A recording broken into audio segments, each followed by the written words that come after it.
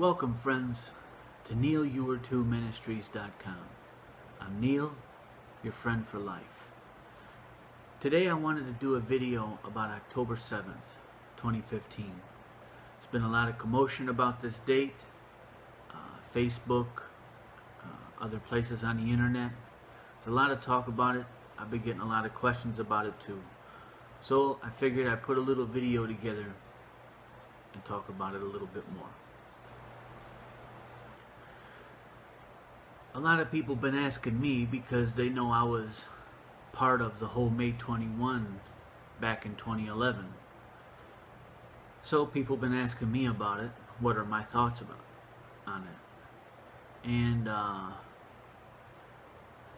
as those of you who have been watching my videos or following my ministry, you know that May 21 is not something that I've been hiding. But I have put a lot of things out there on the internet concerning that, and you know, even some things to my own embarrassment. You know, it's not something that I enjoy. Not only that, but you know, imprisonment, and my life is basically an open book. And I do these because I want to help people. I want to help others who I see are on the same path that I was years ago. So that's my focus. But May 21 was a big day for me. And you know, I see a lot of what happened, or a lot of what was happening preceding May 21, now happening October 7th. As May 21 slowly came upon us, you know, a week or two before, the intensity was really amped up. And I don't know about you or other people, but I spent a lot of praying that day, a lot of reading my Bible, you know, even watching the news. You know, I was watching to see, you know, because May 21, the day is going to start over on the east, in the east countries. So I was waiting to see if something would happen there, and nothing did. And eventually it was May 21 where I was at. Nothing happened. And but I still kept watching the news because, well, over in the west, that's where May 21 will be the last. So we gotta wait until it ends there. Nothing ever happened. But a lot of pain, a lot of sadness, a lot of confusion. And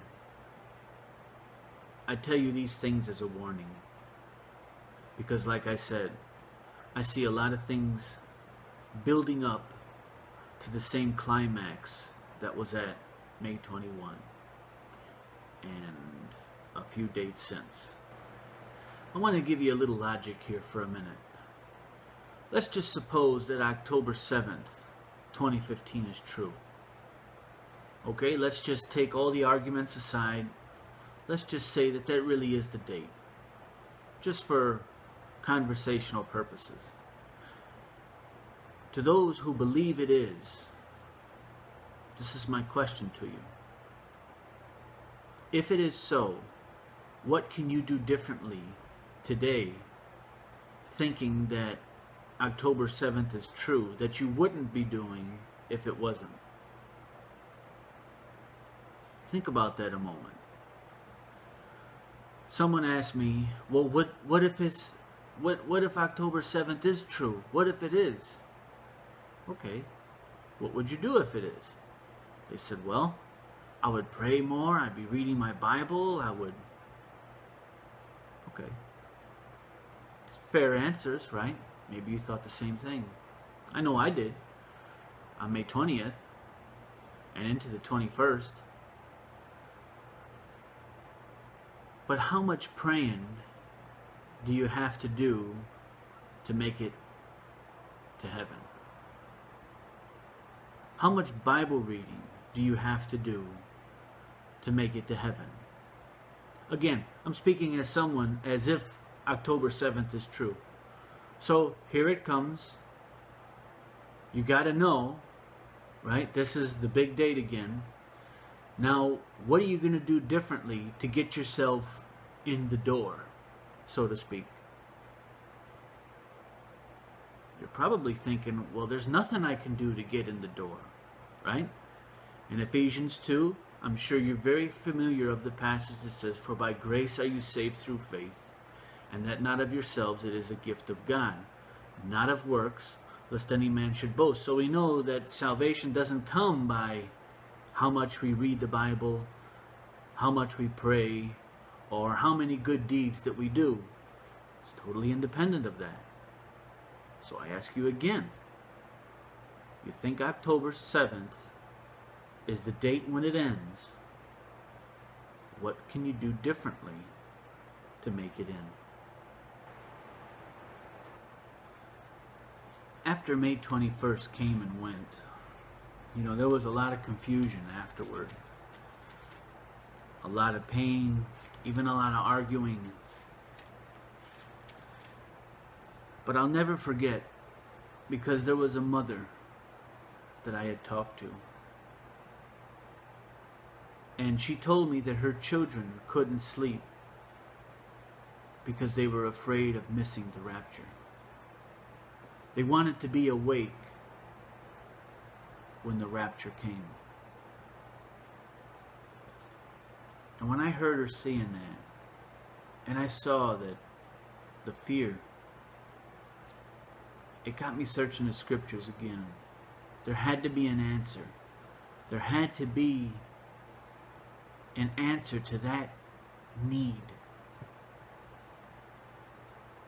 In Luke 17, Jesus is talking about the end. But look at verse 34. He says, "I tell you, in that night there will be two in one bed." The word "men" is in italics.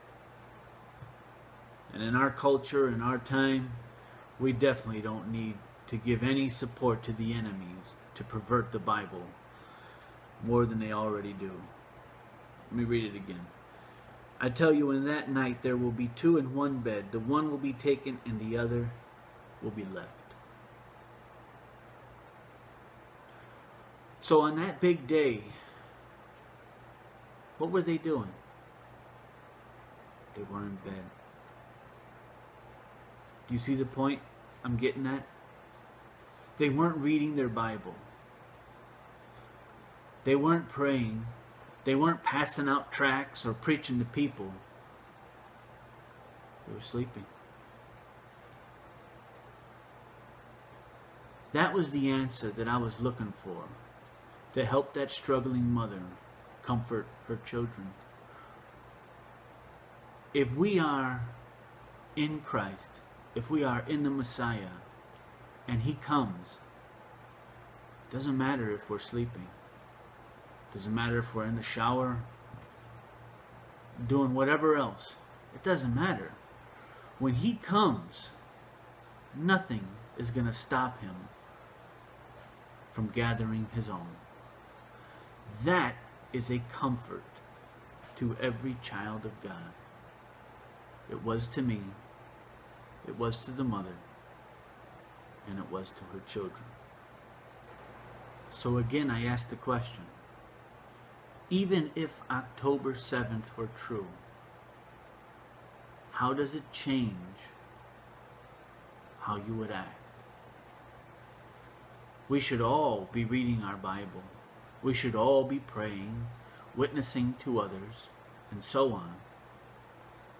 So why is it so important that people have to know this date and agree to it? Think about it. Now while you're chewing on that, I want to show you a website that I use for Bible study. and I love it.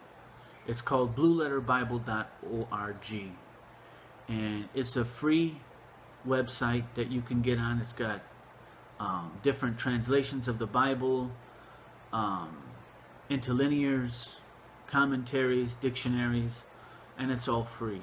And there's a lot of paid ones out there, but this is a free one that, to me, it's a godsend, and I can't recommend it highly enough.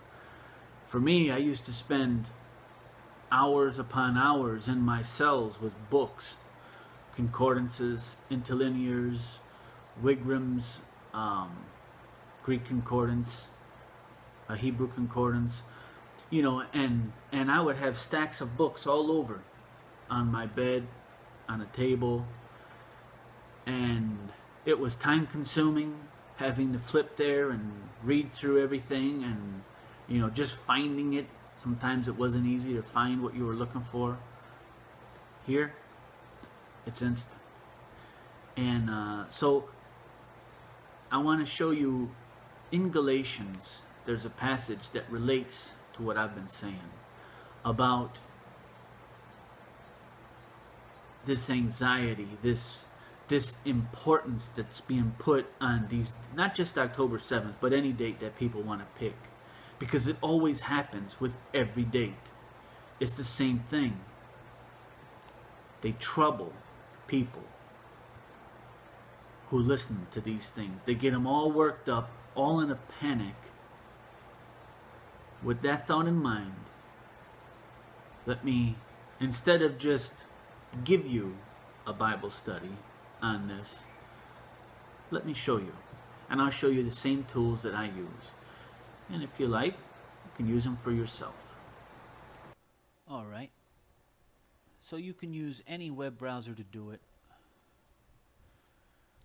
And just search for blueletterbible.org.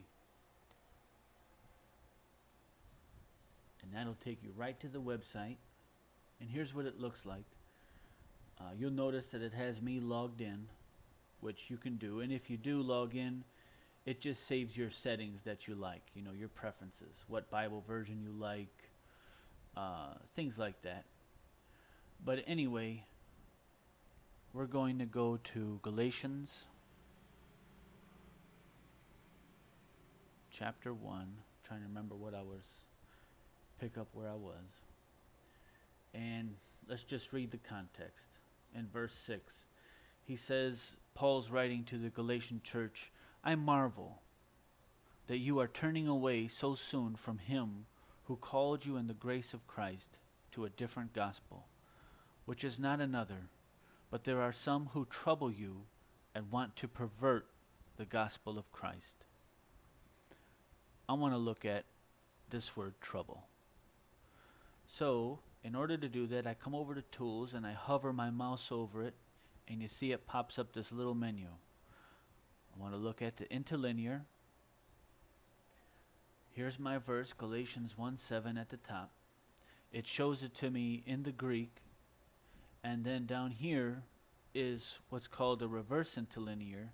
It puts it in order of the English translation, and it goes back to the King James, no matter what version you might choose. Like even me, I got mine in the New King James, but it ties it by the strong numbers to the King James. So sometimes you just might have to go through and see which one the word you're looking for was translated in the King James. Usually it's the same.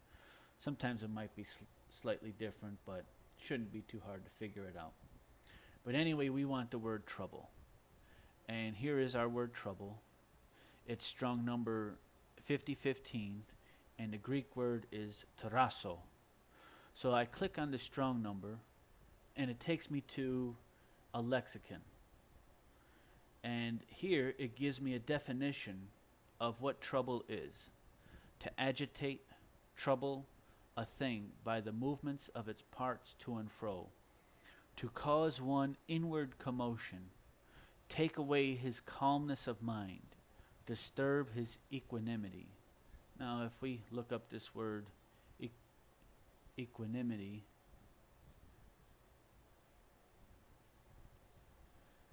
It means mental calmness, composure, and evenness of temper, right? So, to disquiet, make restless, to stir up, and so on. Before I go back to our text, just as a brief introduction to what I'm doing, or some of the tools that are on this page, is after it gives you this outline, underneath is what's called the Thayer's Greek Lexicon. This is a wonderful lexicon. I used to read the hard copy of it, the hardcover, but the guy who wrote it is very old, but he was very knowledgeable in the Greek, and you can learn quite a bit. It's pretty useful. Then down here it shows you how many times this word was used, tarasso. It's used 20 times in 17 verses, and then it goes on to list them for you. And I used to have to do all this stuff with a hardcover concordance. And so this stuff here, how it's all right here and so simple, this is a blessing.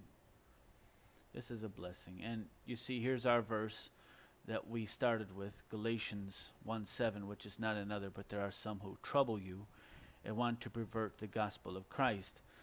And so we saw that based on the outline of this word, it was to cause one inward commotion, take away his calmness of mind, disturb his equanimity. And here's in Matthew 2:3, the same word is used. It says, when Herod the king heard this about the birth of Jesus, he was troubled, and all Jerusalem with him. You know, he knew his kingship was being threatened, and he was troubled.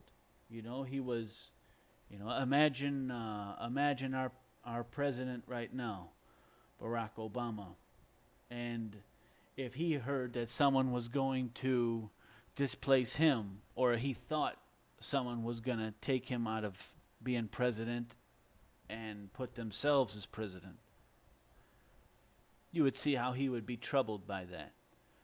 And I may not be troubled by it, but he might be troubled. But anyway, it just kind of gives you an idea of how the Bible uses this word. And as you carefully go through the verses, it gives you a better idea as to the meaning of this word, and makes the meaning a little bit more clear. So if I go back to our verse, he says, Paul's writing, I marvel that you are turning away so soon from him who called you in the grace of Christ to a different gospel, which is not another. But there are some who trouble you and want to pervert the gospel of Christ. So the Galatians were doing fine. They were, Paul came, he ministered to them. The gospel was preached to them. They were growing in their walk. And now all of a sudden, and in the book of Galatians, when it's many times when it's talking about the law, it's not talking about God's law. It's talking about the laws of the Pharisees and Sadducees and how they would try to force these on people. And that's what was going on here. These people who were in legalism were seducing the Galatians into another gospel. They were being taken away from the grace of Christ, and they were being put under this works gospel. And it baffles Paul, and as he goes on, he's like, how can you do this? How can you revert to, or how can you turn to something so wrong when you were doing so well? And he uses that word, to trouble. So what was the result of these false teachers upon these Galatians? They were being troubled. There was no ease in their mind. They were scared. They were afraid. There was no peace. There was no rest. Remember, Jesus said, "Come unto me, all you who are weary, and I will give you rest." They didn't have that. They were being taken from that. I know I was taken from that. As May 21 came closer and closer, I had no rest. I was troubled. I was scared. I was afraid. That's why I prayed so much. That's why I read my Bible so much. I was in fear. I was in terror. I was troubled. What about you? Are you troubled?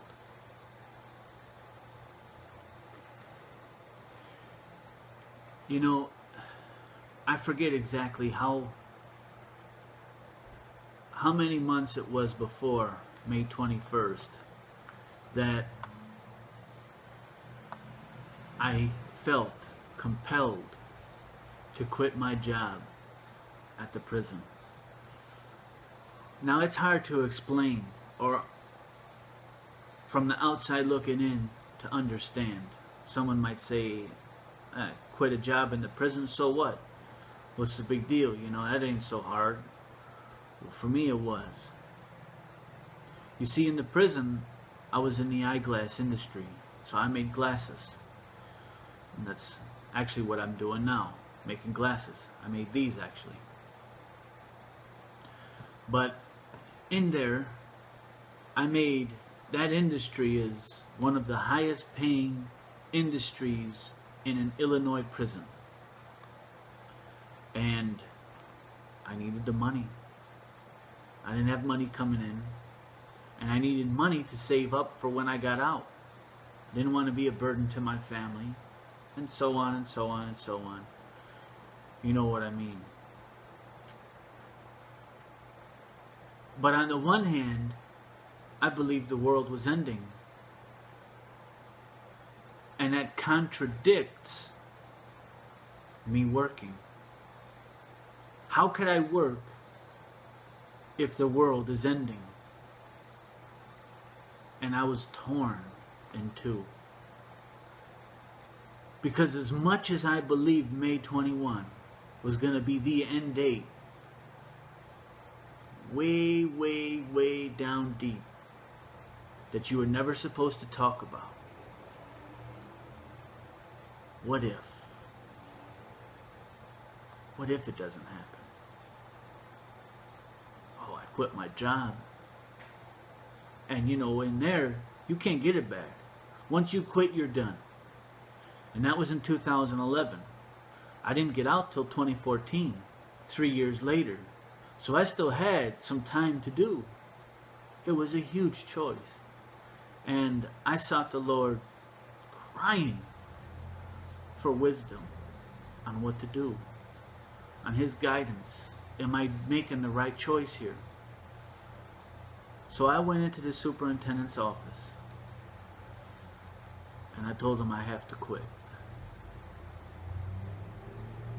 Now, I was no average worker. I not only got a certification through the American Board of Opticianry, I got the advanced one too. I know how to do everything in there. I was a very knowledgeable person of that shop. I was a line leader in the finish department and the service department. And now here I am, quitting. Well, why are you quitting, Neil? Because the end of the world will be on May 21.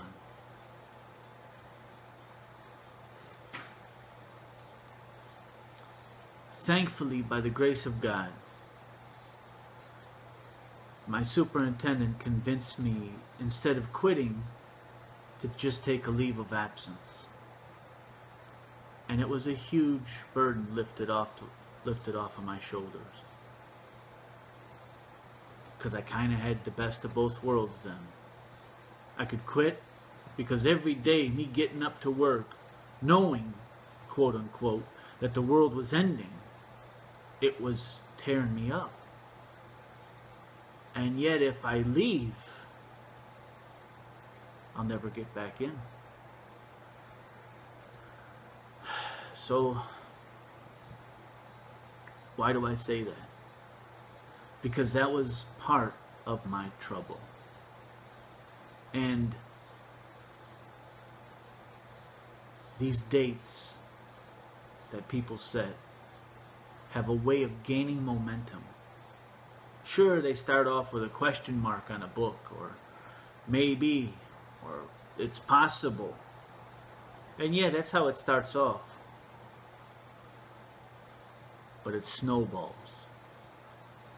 And you know what it becomes?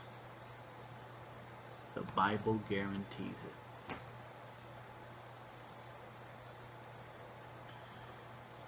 Are you troubled, my friend?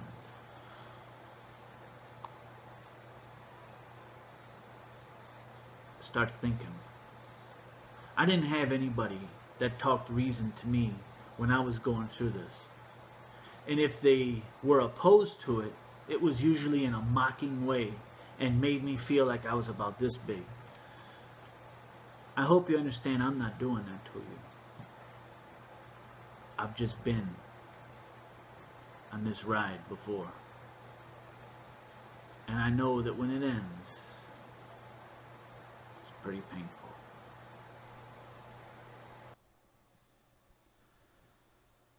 I want to show you something else.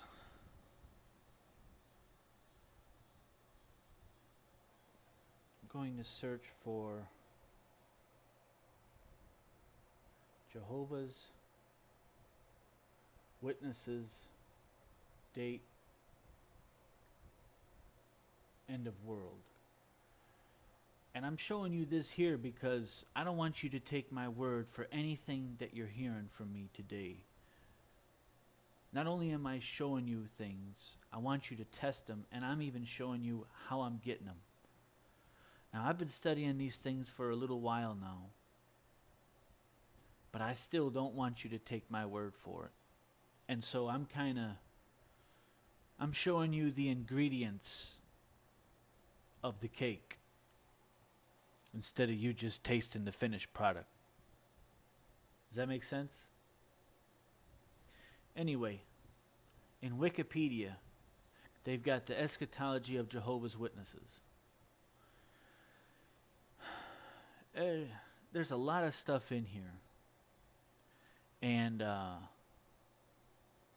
there's just a couple little things that I thought I wanted to highlight. You know, Jehovah's Witnesses were ones that have set dates in the past, and some of those they still believe to be true. And yeah, they say spiritual things happened on some of these dates, and you know, and here I'm not going to go through all this stuff, but you just start going and looking at some of these dates, what they said would happen, and now what they say has happened.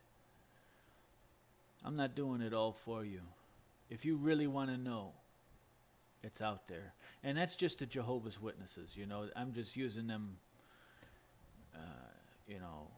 as an example. But anyway, look at this here. I'm going to highlight it. It says Watchtower Publications, which is one of the official articles published by the Jehovah's Witnesses, often cite Proverbs 4:18, which says, "The path of the righteous ones is like the bright light that is getting lighter and lighter until the day is firmly established." To support their view that there would be an increase in knowledge during the time of the end, as mentioned in Daniel 12:4. Daniel 12:4 says, "But you, Daniel, shut up the words and seal the book until the time of the end. Many shall run to and fro, and knowledge shall increase." Just a few days ago, someone was trying to justify his position as far as some of these dates that have come and went. And in the middle of that, he mentions about how knowledge, Daniel said that knowledge shall increase. And you know what? There have been so many sects and cults that have twisted and perverted this passage to suit their own agendas and keep people in ignorance. Here is proof in black and white. Jehovah's Witnesses state that this increase in knowledge needs adjustment. Yeah, of course it needs adjustment, because what they say is going to happen doesn't, and so you need to adjust it. Where have we heard that before?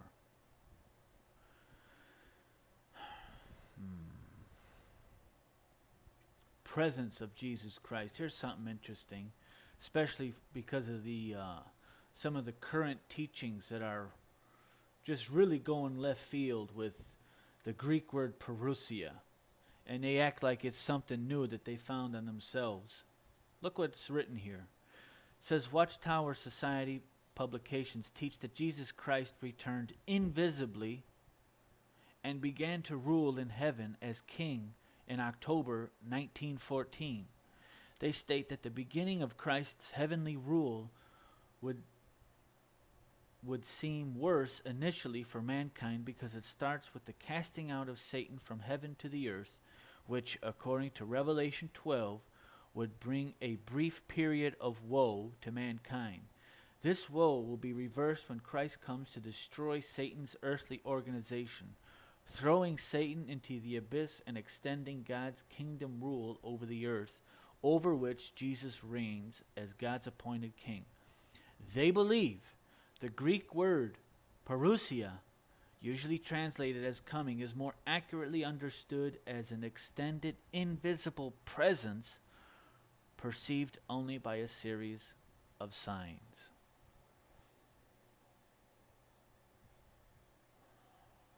You know, the amount of deception out there is so prevalent. The Bible talks about that we need to not be any more like children, being tossed to and fro by every wind of doctrine, because that's exactly what's going on. And if we don't know our history, we will be doomed to repeat it.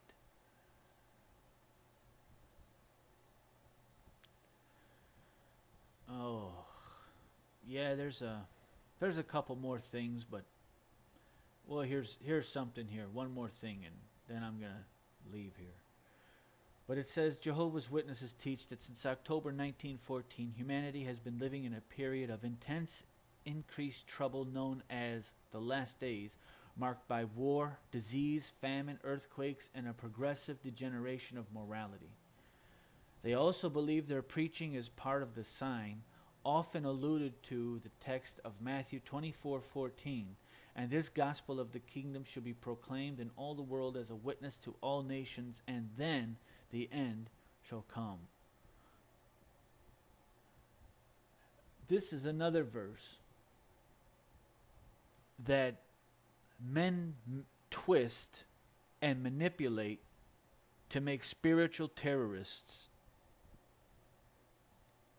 So they send people off, so they go and they build their kingdom, their false little sect,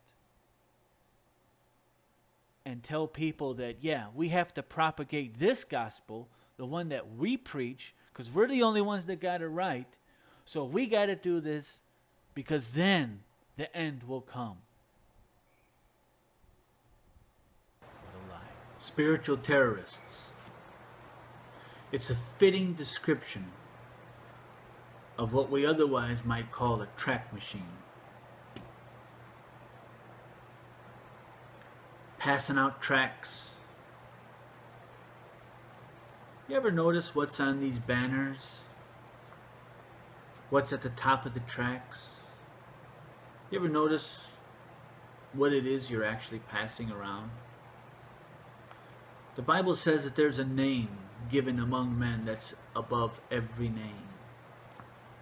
And that's Jesus. In the Hebrew, Yeshua. Is that what's being declared on these tracts? on these banners, on the shirts, on the vans. No. It's a man-made gospel with a man-made website and one man sitting on top of it all. If you are a spiritual terrorist, you're building someone else a kingdom. Let me just make a mention too about tracts, about that whole environment. You know, there's a lot of pride in that nonsense. You know, I can think back and I can remember the people that I would try to indoctrinate. It just so happened I always found a way to bring it up in conversation to other believers. You ever notice that? Does that happen to you? You know what it is? It's a dog and pony show. Everybody's showing off for each other. Oh, I passed out 20 tracts. I passed out 50 tracts. Oh, look at me. I got a big sign on my shirt that says the end of the world. I'm really bold. What impresses men doesn't impress God.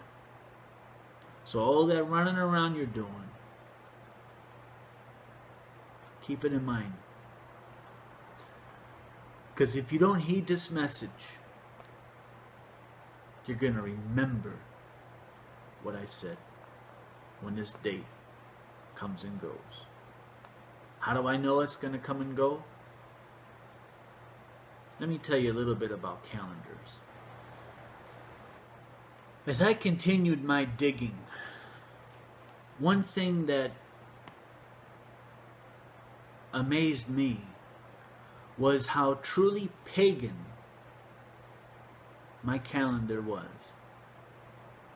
Which calendar? The Gregorian calendar. What is today?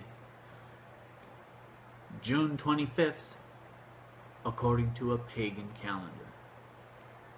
Did you ever notice September? Sept is from the Latin septum, meaning 7. But it's the 9th month. October, from a Greek word meaning 8, like an octagon. An octagon has 8 sides, but we got October, and it's the 10th month, not the 8th month. You ever think about that? Why is that? Because a lot of stuff has changed. The days of our week, you ever wonder why they call it Sunday? There's a lot to learn. A lot of paganism that we have been submerged in. And when we are, we fall prey to every cat and mouse game that false prophets and false teachers want to play. Oh, but May 21 lined up with the Hebrew calendar. Some people say. And they say that to add some authority to that date. But did you know that it really doesn't?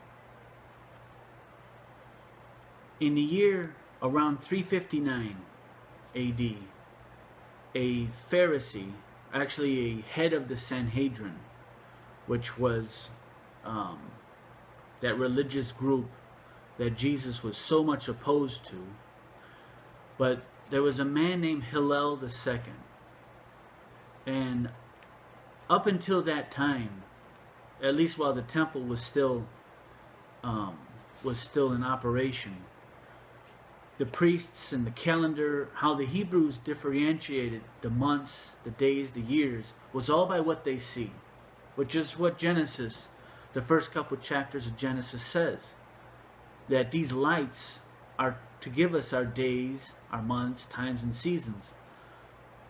So everything, every feast day that they were to keep track of. It wasn't because they had some 12-month Gregorian calendar, January, February, March, so on, laid out, and they were marking their calendars on a stone wall.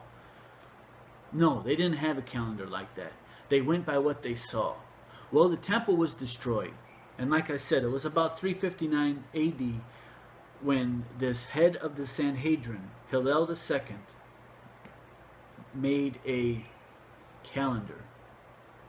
And this calendar, he used Babylonian mathematical principles to find the precise moment of when the moon, earth, and sun are said to be in conjunction. And is very accurate. And he was able to make this calendar for 2,000 years in advance. So people no longer had to watch the visible signs of the sky. All they had to do was follow this calendar created by a Pharisee or Sanhedrin. So when people go around and they try to add legitimacy to certain pagan dates using a Pharisaical date, it doesn't hold water with me. It doesn't impress me. It's all a bunch of lies. Mark 13:32 says, and if you think the world is going to end on October 7th, this is a verse you are very familiar with, as was I, for May 21. But of that day and hour no one knows, not even the angels in heaven, nor the Son, but the Father. Only the Father. You know, I knew what that verse said, but I would read right over it. And when people would ask me about that, Neil, how do you believe May 21 is going to be the end when the Bible says no one knows the day or the hour? You know what I would do? I would distract them. With what? The sun. So even if they were to come to me with this same verse as it is in Matthew or in Luke or wherever, only in Mark does it mention the sun. I would always go back here. And I would say, what? The Son? Jesus? He doesn't know? And I would make a big argument about how can Jesus not know something? So this son must be Satan. That's what was being taught by Mr. Camping and his other Bible teachers on family radio and elsewhere. And looking at it now, I see the error in it, and I see how subtly the enemy can take advantage of us and send us on a wild goose chase. I would never get to their question. I would throw them off. Sound familiar?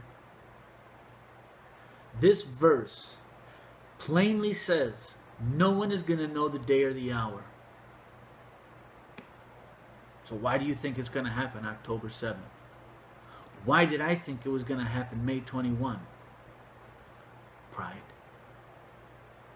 Why do some people still think May 21 was true? Pride. Pride is so deceptive that we can hold a lie in our right hand and not even know it, like Isaiah says. So May 21 came and went. Was that the end of the dates? No. Not only was October 21 another date, and it added credibility because at least it was a date that was being spoken about before May 21 came and went, but there was even dates in between those two. And there was others that came after. So let me ask you, do you think that after October 7th, you think that's going to be the end of the date setting? I guarantee you it won't. My question to you is, Are you going to stay on that same blind path? Or will that finally be the wake-up call?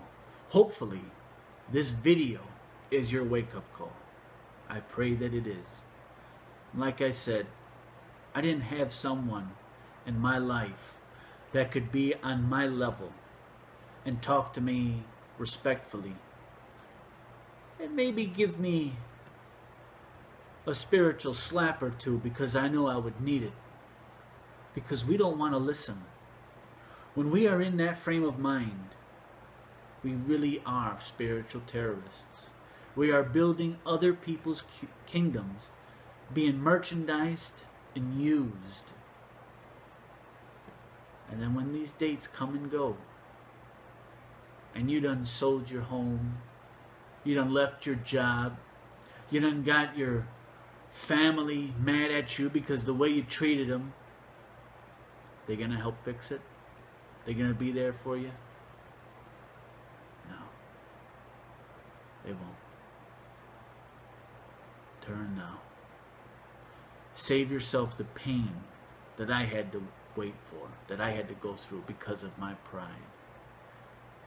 Don't let it happen to you. And if you know someone who is in that predicament, I pray that you share this message with them. You don't have to do it on Facebook where you tag their name in front of everybody to display it, and embarrass them. Just send them a link. Tell them you're praying for them, that you care for them. That, hey, you tell them, hey, I saw this nut job on YouTube.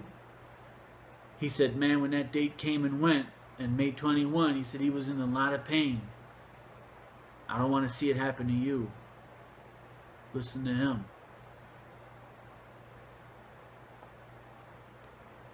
These videos, they take a lot of time.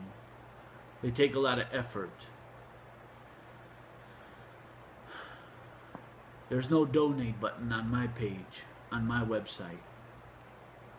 I do these things because I want to save people from the pains of life that I've went through. Hopefully you're one.